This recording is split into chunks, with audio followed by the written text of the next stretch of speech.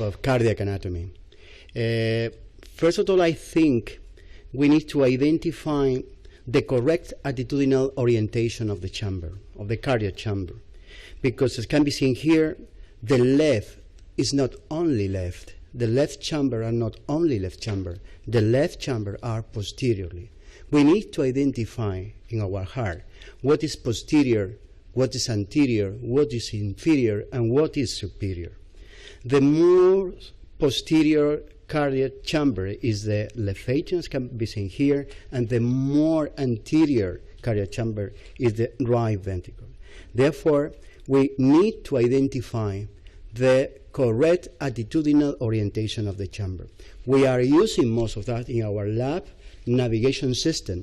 However, simple fluoroscopy remains as the main imaging tools during our electrophysiological study. We use both right and left anterior oblique projection.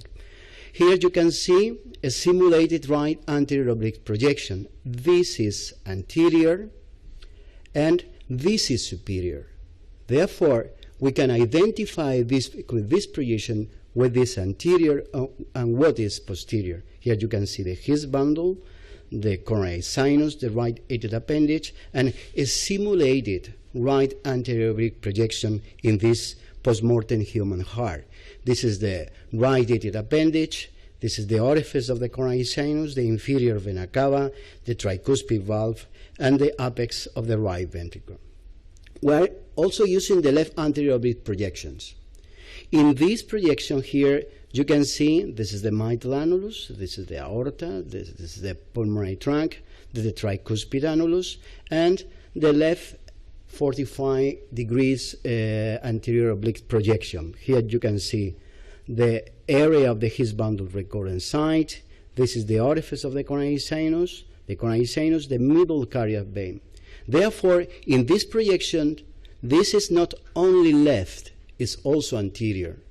Therefore, when we are using both projections, we need to identify what is anterior, what is posterior, what is superior, and what is inferior. Therefore, the left mitral annulus is left and anterior. And here you can see the attitudinal orientation of both the mitral annulus and the tricuspid annulus. This is the left atrium, this is the right atrium, and please note that the mitral annulus is posterior and superior, and the tricuspid annulus is anterior and inferior, resulting in the so-called inferior pyramidal space. Here you can see using right anterior oblique projections. This is the mitral valve, this is the tricuspid valve. The tricuspid valve is anterior, and the mitral valve is more posteriorly located.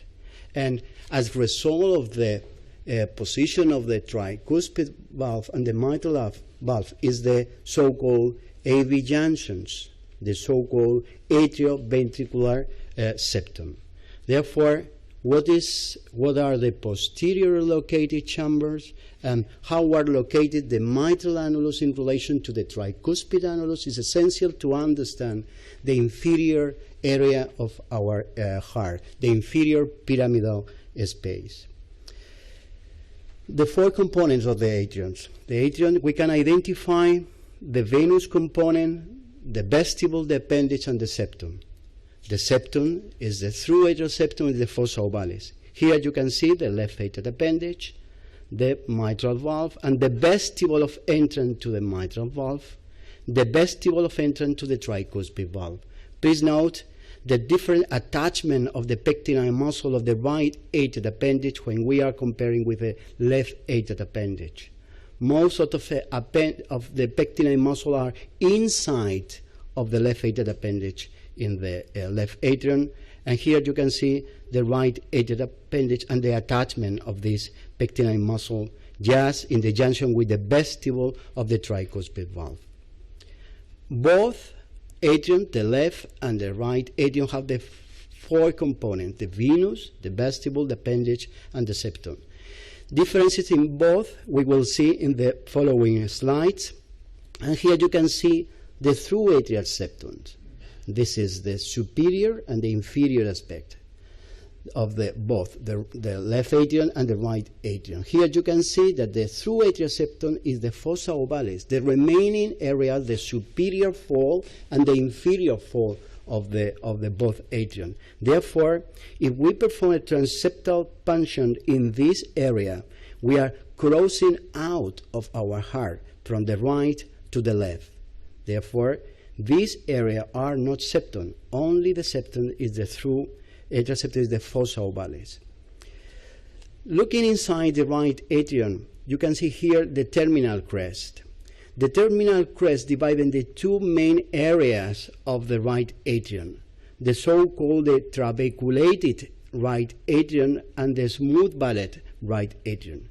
Here you can see the left atrium, the mitral valve, the attachment of the mitral valve annulus, and the tricuspid valve, the attachment of the tricuspid valve annulus. Please note this area. This is the atrioventricular septum, the atrioventricular septum, the area of the AV junctions. This is the orifice of the coronary sinus, and this is the terminal crest.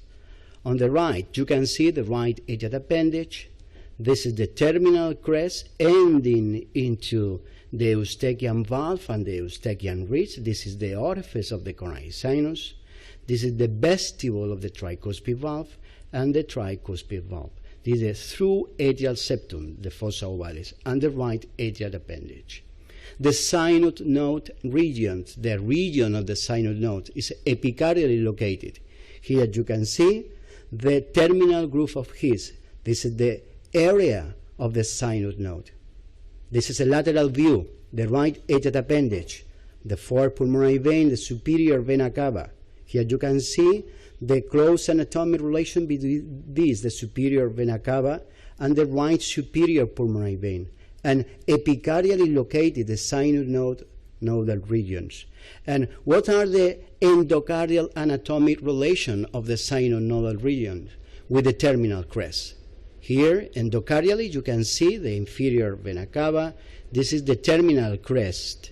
Therefore, there is an anatomic relation between the endocardial aspect and the superior aspect of the terminal crest with the region of the synod node. And here you can see that in most specimens, the region of the synod node is epicardial, but not always are epicardially. Here you can see the endocardial aspect of the right atrium. This is the epicardial aspect. And in 20% and 10%, here you can see that depending on the thickness of the terminal crest, in some patients, we can find the location of the synod node intramyocardial. And this is important as anatomic determinant during ablation, during endocardial ablation of inappropriate synod-nodal tachycardia or reentrant synod-nodal tachycardia. Also, a second anatomic determinant when we are mapping in this area are the presence of superior and inferior extension of the synod node. Please note here the synod nodal tissue. This is the epicardium, this is the endocardium, this is the terminal crest, the artery of the synod node. This also an important anatomic determinant when we try to ablate patient with inappropriate synod-nodal tachycardia, the cooling effect of this artery. Therefore, the thickness of the terminal crest, the epicardially located synod-nodal tissue, the presence of this superior and inferior extension of the synod node are anatomic determinant that electrophysiology should recognize during ablation in this area. And this is a question for the room. Please, are we able to identify these structures in the inferior right atrium? A, this is the Eustachian valve, and B, the Tevesian valve, and C, the orifice of the coronary sinus. 2, A is the Tevesian valve, B is the Eustachian valve, and C, the coronary sinus. 3, A is the Eustachian valve, B, the Sealy valve, and C, the coronary sinus, and 4, A is the Eustachian valve, B, the Tevesian valve, and C, the Eustachian sinus. I don't know if people are choosing okay, correct. It is important to identify the anatomic structures of this inferior and posterior area of the right atrium. This is the Eustachian valve and ridge. This is the orifice of the coronary sinus, and this is the Tevesian valve. And these are anatomic determinants during cannulation of the coronary sinus and during ablation of isthmic atrial flutter. It is important to identify the anatomic variability of these anatomic structures. Please note these two different hearts. Please note different anatomic features of these structures. This is the orifice of the coronary sinus. This is the Eustachian valve. This is the fossa ovale, the inferior vena cava, the Eustachian valve, the Tevesian valve, and please note this.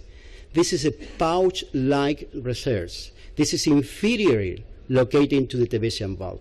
If we located this anatomic heart in simulated right anterior oblique projection, therefore the septal leaflet of the tricuspid valve is anterior, as the inferior vena cava is posterior. And here, in between the septal leaflet and the inferior vena cava, we have the pouch-like resource, and this is the vestibule of the tricuspid valve. Anteriorly, the septal leaflet, the vestibule of the tricuspid valve, posteriorly, the pouch-like, the Eustachian valve, and the inferior vena cava. And these can be seen here in these right atrial angiograms. Note that this is anterior and this is posterior. And this is the area of the inferior right atrial isthmus. Here you can see the tricuspid valve, the vestibule of entrance to the tricuspid valve, the pouch, and posteriorly the inferior vena cava.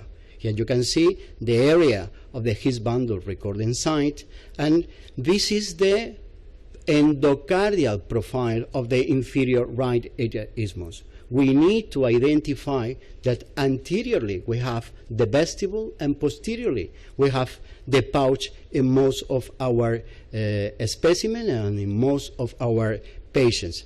Therefore, what are the architectural factors during ablation of isthmic atrial flutter? They are going to be the dimension and the endocardial geometry of the isthmus, the content and the variable content of myocardial and fibrofatty tissue at the ablation zones. Here you can see the marked variability in the area of the isthmus. This is the vestibule, the smooth vestibule that is thicker, and this is the membranous area in between the smooth vestibule and the inferior vena cava. And this is the area that corresponds to the pouch-like resource that is inferior to the Tevesian valve. These are also important anatomic determinants during ablation of isthmic atrial flutter. In this patient, you can see the ablation, radiofrequency ablation lesion. In this patient was performed previously an ablation for AV nodal Röntgen tachycardia and was successful slow pathway ablation. This is the area of the so-called triangle of Koch. You can see the tricuspid valve, the Eustachian valve, the orifice of the coronary sinus, the Eustachian valve, and the tendon of Todaro. And the relevance of this area is that this area contains the compact AV node and its inferior extension. Here you can see the tendon of Todaro, and this is the area that we usually perform a slow pathway ablation close to the septal leaflet of the tricuspid valve anteriorly to the orifice of the coronary sinus, as can be seen in this postmortem specimen.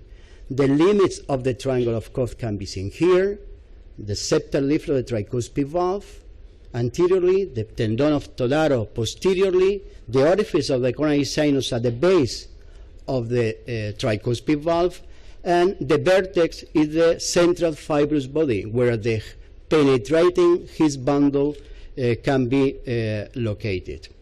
What are the anatomic determinants during a slow pathway ablation? This is the simulated right anterior oblique projection. Therefore, they are going to be the boundaries and the dimension of the triangle of Koch and the orifice of the coronary sinus, and also the relative location of the AV node and his bundle within the area of the triangle of Koch. Here you can see the AV junction area. We have seen this before this slide. The orifice of the coronary sinus, the area of the triangle of Koch. And here the different attachment of the mitral valve and the tricuspid valve. This is the area of the AV junctions. And here you can see the compact AV node in this area. This is the area of the AV junctions.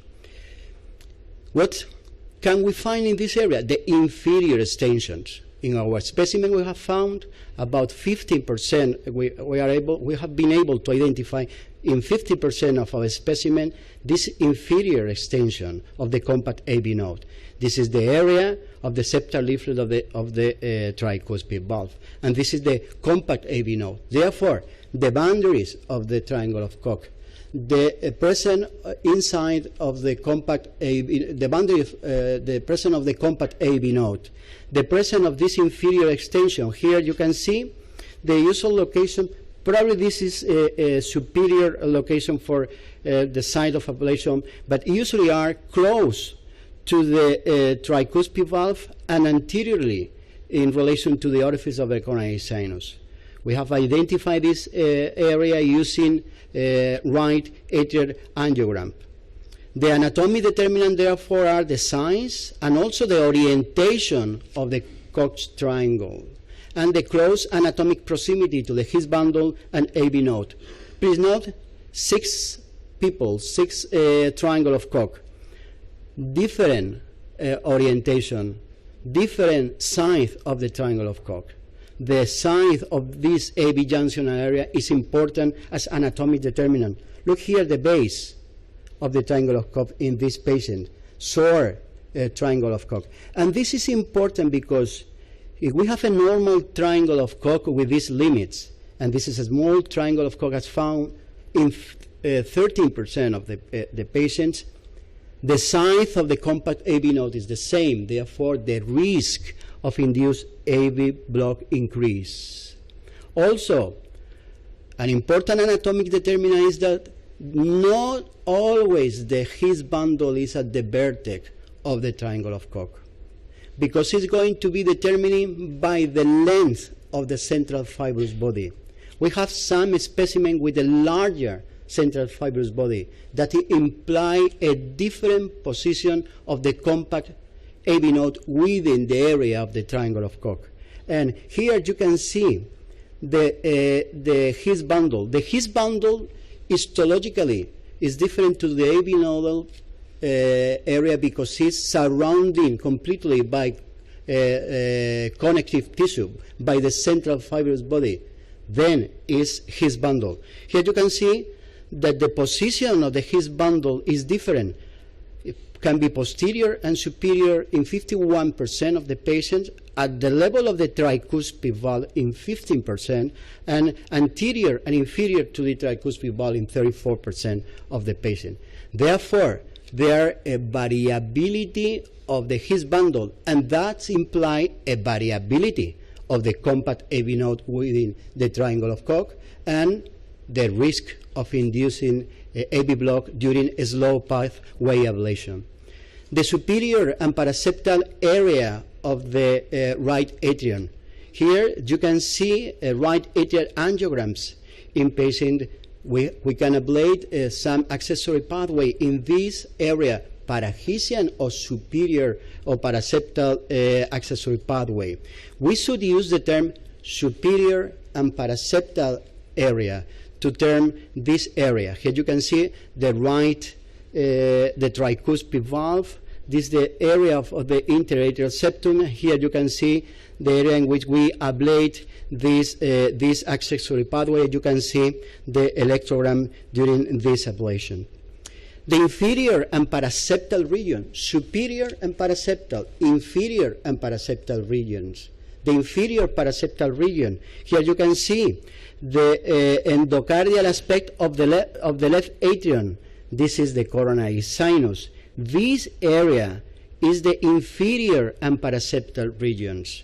We can find accessory pathway in this area that we need to ablate using endocardial approach using the left side or the right side. This is also the so-called inferior pyramidal space. We can use inferior paraseptal regions. It's not septal, but it's inferior located in this area. Here you can see that some of this accessory pathway can be ablated with an atrial end that insert into the medial wall of the right atrium and ventricular end in these portions. These can be termed septal accessory pathway because they are in the atrioventricular septum. The atrioventricular septum. This is the area of the triangle of Koch. It's the same area that we ablate a slow pathway. Is the atrioventricular septum, the medial, so-called the medial accessory pathway. Here you can see the connection, the Bachmann bundle connecting the left atrium with the right atrium. Here you can see the base of the superior vena cava, the region of the sinus node, and the Bachmann bundle. The Bachmann bundle is the more important interatrial connections. This is an anterior interatrial bridge connecting the base of the left atrial appendage and the base of the right atrial appendage. Therefore, the superior vena cava. Anteriorly located, the Bachmann bundle, the more important interatrial connections. And this is important because the fibrillatory conduction towards the right atrium in patients with atrial fibrillation. Here you can see the left atrial appendage, the superior vena cava, and the anterior interatrial connections. Here you can also see some superiorly and inferiorly located anterior interatrial connection. And also, we can find this posterior interatrial connection. Please note the right atrium. This is the left atrium. And note this connection between the right atrium and the left atrium. It has been shown, and you know perfectly, that there are a sleeve of myocardium surrounding the coronary sinus. And this myocardial sleeve may connect with the left atrium and with the right atrium. And we can identify some accessory pathway using this coronary sinus myocardial sleeve, a connection between the atrium and ventricular. In fact, these are epicardial accessory pathway. Therefore, these are the accessory pathway that can be ablated in the inferior paraseptal regions, in the inferior pyramidal space, the epicardial accessory pathway. Here you can see an accessory pathway that was ablated in the area of the middle cardiac vein. This is the mitral annulus, and the distance between the mitral annulus to this myocardial vein. This is the inferior pyramidal space. We are out of the heart. This is the epicardium. This is the inferior paraseptal area. And now a question for you, please. The fossa ovale is the atrial septum. The left lateral ridge is related with the septum. 3. The pectinate muscle are mostly inside the left atrial appendage, and the right superior pulmonary vein are related with the superior vena cava. What is the false? What is not true? The true atrial septum is the fossa ovalis, the lateral ridge related with the septum, the pectinate muscle mostly located inside the left atrial appendage, and the right superior pulmonary vein in relation with the superior vena cava. Far field potential. Okay? Correct. Correct. This is very important.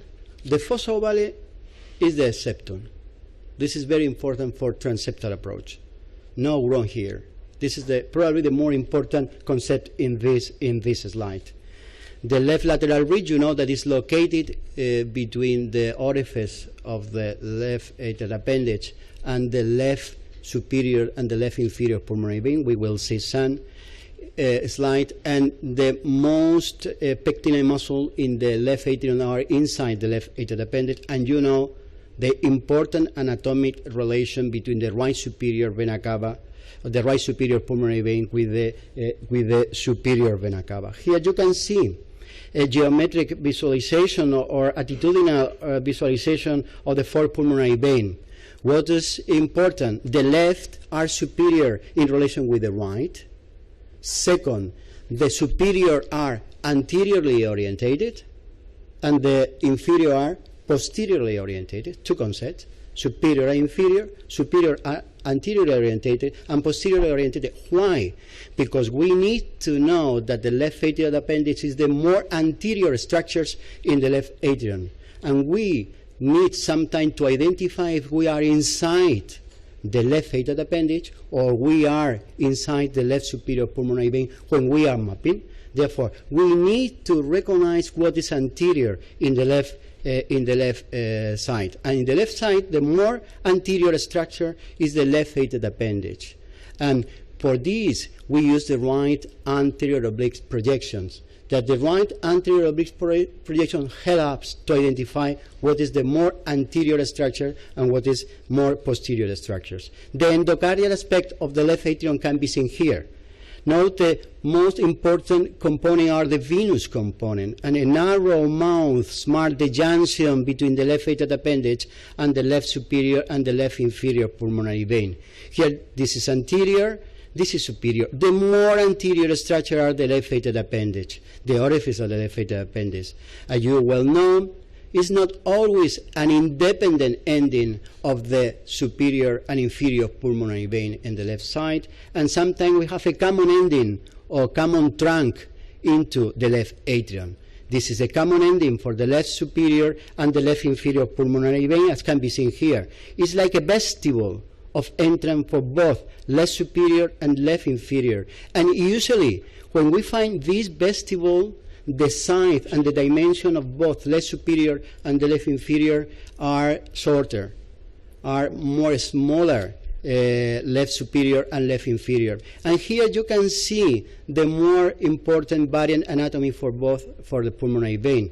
The presence of this common ending for both left superior and left inferior pulmonary vein, and the presence of this intermediate vein between the right superior and the right inferior, and this can be found close to 40% of our patients. Here you can see in this patient the more important variant anatomy for the pulmonary vein. Also, please note in this section by Damian Sanchez Quintana the thickness of the left atrium. Here you can see the left superior and the left inferior pulmonary vein, the right superior, and the myocardial tissue extending over the wall of the left superior and the left inferior pulmonary vein. This is the Bachmann bundle. This is the close anatomic relation between the superior vena cava and the right superior pulmonary vein. And note, there is no uniform thickness of the myocardial tissue in the left atrium, and this is important. This is important. Also, please note the epicardial location of the autonomic ganglia and nerve. Most of them are epicardial. There is no an endocardial location of the autonomic ganglia and nerve. And please note in this slide the presence of this non-uniform myocardial thickness. Note this area. In this area, we have only removed the endocardium. And please this, the thinner myocardial tissue in this specimen. The thickness of the left atrium is important to take into account during ablation in the left atrium when we are moving catheter in this area. And also the presence of this vegetative nerve that are close to the left superior and the left inferior and the right superior and the right inferior pulmonary, close to the veno-atrial junction. You know that it has been reported that denervation in patients with atrial fibrillation may improve the long-term success. Here you can see a work of Dr. Pauza, where he identified using this method of acetylcholinesterase. You can see the presence of these endocardial plexus epicardial plexus between the left atrial appendage and the orifice of the left superior vena cava. When we are analyzing the structure of the left atrium, probably the more important structural discontinuity is the ridge extending in the lateral wall of the right atrium from superior to inferior and from anterior to posterior. And this ridge, in fact, this is not a ridge. As can be seen here, this is a fold of the endocardial aspect of the left atrium protruding into the left atrium as a ridge. This is not a ridge. This is a fold of the left atrium. Here you can see the ridge. This is the left superior, the left inferior. This is the orifice of the left atrial appendage. And note this endocardial fold, the left superior, and this is the ridge, the left atrial appendage. The vestibule of the mitral valve. This is the close anatomic relation with the left circumflex artery, also an important anatomic determinant in this area. Note from superior to inferior, the ridge. This is the left superior and this is the left inferior. The ridge between the left pulmonary veins and the orifice of the left atrial appendage. And this is the vestibule. This is the so-called area of the mitral isthmus. The mitral isthmus between the left inferior pulmonary vein and the mitral valve. Also, please note the variable thickness in this isthmus. Note these crevices in this area. This is also important because we can induce tamponade in this area sometimes. Here, also, please note the presence of this left intermediate artery, a branch of the left circumflex. And also, note the vein of Marshall, epicardially located. The ridge has an important anatomic relation with the leftward extension of the Bachmann bundle and with the vein of Marshall. And endocardially, the left intermediate artery. And these are an important anatomic determinant because the cooling effect of this artery, when we are surrounding with our ablation catheter, surrounding this area of the ridge. Also, please note the ridge, the lateral ridge, the left superior and the left inferior. We know that most pectinine muscles in the left side are inside the left atrial appendage, but in 28% of the heart we can find this extra appendicular pectinine muscle. And this extra appendicular pectinine muscle, please note, in between the trabecula, thinner tissue, and this is the area of the mitral isthmus. This is the area of the mitral isthmus. We need to know this anatomic determinant during ablation in this area because this can be dangerous if we have a pop there, or we can look here, the thinner tissue, and this is the myocardial tissue of the vestibule of tricuspid valve. The ligament of vein of Marshall, epicardially located in the ridge. This is the left pulmonary vein, the coronary sinus. Then this is the venous element with the fibrofatty tissue and with autonomic nerve.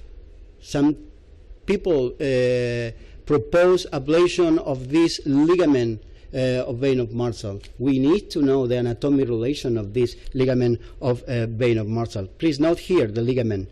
This is the coronary sinus and the ligament of Marshall. The atrial septum and the right pulmonary vein are, the orifice of the right pulmonary vein are directly adjacent to this plane. Here you can see the right superior and the right inferior, and this is the through atrial septum. This is also important, that are directly adjacent, because sometimes when we are ablating or we are trying to cannulate the right inferior pulmonary vein, we lose the transeptal punctions. We need to know this anatomic relation, and we need to know that these are in relation with the right superior and right inferior pulmonary vein. Therefore, the septum, the through atrial septum, anatomic determinant during transeptal punctions. Look, the right side, the presence of this pocket in the right side. This is the orifice of the, this is the fossa ovalis, the interatrial septum. This also is important because we move the catheter in this area, and we can introduce our catheter in these positions. Our anatomic relation during transeptal punction with the aorta and with the transverse sinus are also important. We need to know the close anatomic relation of the atrial septum with the aorta, anteriorly located. This is anterior. This is the aorta, and this is the transverse sinus of pericardium, anteriorly located. Moving to the right ventricle, you know that in patient absent of structural heart disease, the more frequent location or the more frequent origin of the right ventricular outflow tract ventricular tachycardia are in the infundibulum of the right ventricle. This is the so-called outlet component of the right ventricle. The right ventricle can be divided into the inlet component, the apical component, and the outlet component. This is the conus or the infundibulum. And most of these right ventricular outflow tachycardia can be ablated very close to the pulmonary valve, close to 1 or 2 centimeters close to the semilunar valve. But some of these ventricular tachycardia need to be ablated in the left side, in the so-called left ventricular outflow tract, close to the right and right and left sinus in the left side. Therefore, we need also to know the anatomic relation between both right and left ventricular outflow tract. In fact, they have the same embryologic origin, and probably we can use the term outflow tract tachycardia for both the right and the left side. But we need to know the anatomic relation of the right and the left sinus with the infundibulum of the right ventricular outflow tract. The infundibulum of the right ventricle. This is the mitro-aortic continuity. Please note the aorta, the mitro-aortic continuity. This is the right ventricle and the infundibulum of the right ventricle. Here you can see the right ventricle. This is the inlet component, and this is the outlet component, the infundibulum of the right ventricular outflow tract, and the apical component or trabecular component. Here you can see an important anatomic structure, the septomarginal trabeculation. This septomarginal trabeculation, and here you can see the moderated band that is in anatomic relation with the right bundle branch. Here you can see the infundibulum of the right ventricle, and this is the supraventricular crest. And the supraventricular crest, in fact, this is not a crest. This is a fold. This is the ventricular infundibular fold. Here you can see the aorta and this fold of the area of the ventricle and the infundibulum of the right ventricle. In this dissection of the Damian Sanchez Quintana, you can see the right ventricular outflow tract. The infundibulum has been open. And here you can see the septomarginal trabeculation. This is the septum. This is the septum. And here you can see the moderated band. And the cresta supraventricular, the supraventricular crest, the fold, the ventricular infundibular fold. Both the supraventricular crest and the septomarginal trabeculations divided the inlet component to the outlet component. This is anterior, left and right sinus. And here you can see the left septoparietal trabeculation and the right septoparietal trabeculation. Therefore, the septomarginal trabeculation, the crista supraventricular, are the presence of this left and right septoparietal trabeculation. In these patients with absence of structural heart disease, suggesting the presence of extrasystole in the area of the infundibulum of the right ventricle, we map in the area in the infundibular region of the right ventricle, as can be seen here. This is the infundibulum region, and in these regions we obtain very similar pace mapping of this in a region of the subvalvular region, and in the area that we identify as the left septoparietal trabeculation. This probably the more frequent area that we ablate this idiopathic right ventricular outflow tract tachycardia. Subvalvular and close to the area of this parietal trabeculation, we obtain success in this area. We induce this repetitive monomorphic stravix, and this area corresponds to this area that I'm showing here in this specimen. This is the septomarginal trabeculation, the supraventricular crest. This is the septoparietal trabeculation. Please note the marked variability in number and the marked variability in the thickness of this septoparietal trabeculation, left and right septoparietal trabeculation. Also, an important anatomic determinant is the presence of this musculature incorporated within the sinus of the pulmonary trunk. Here you can see that we sometimes ablate patient in the supravalvular aspect of the right of the sinus, and we need also to identify and to know that these muscles are present incorporated within the sinus. Some idiopathic ventricular tachycardia has been identified in the so-called mitro-aortic continuity, different between the right and the left. There are no crest, there is no supraventricular crest. Therefore, we have a mitro-aortic continuity. And also in the area of the pectinine muscle. Following with the anatomic relation between the right and the left outflow tract, please note the infundibulum, the left sinus and the right sinus. We should use only the term of infundibulum to the area that is not involving the interventricular septum. We need to know this anatomic relation of the infundibulum with these two sinus. We also need to identify the presence of this mitro-aortic continuity. And following with the left ventricular outflow tract, important anatomic determinant, subvalvular, we have the membranous septum. And this membranous septum is the area of the penetrating his bundle. Therefore, there are mitro-aortic continuity, but here we have the area of the membranous septum of this penetrating bundle.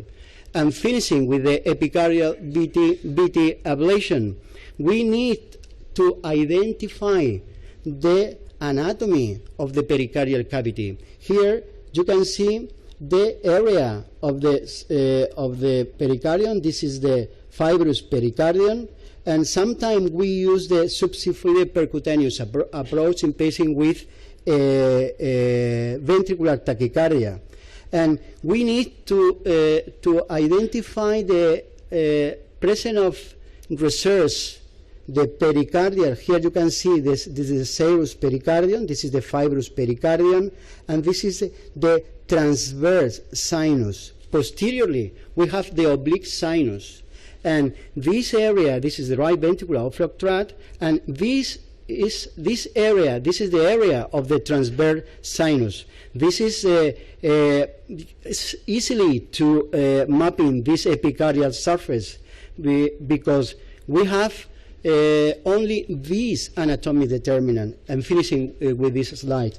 We have the presence of overlying epicardial fat tissue with the variable presence of epicardial adipose tissue, and also it's important to know the close anatomic proximity to the epicardial coronary valves. Here you can see the descending artery and the left phrenic nerve and the I think I can stop here. Okay, thank you very much for your attention.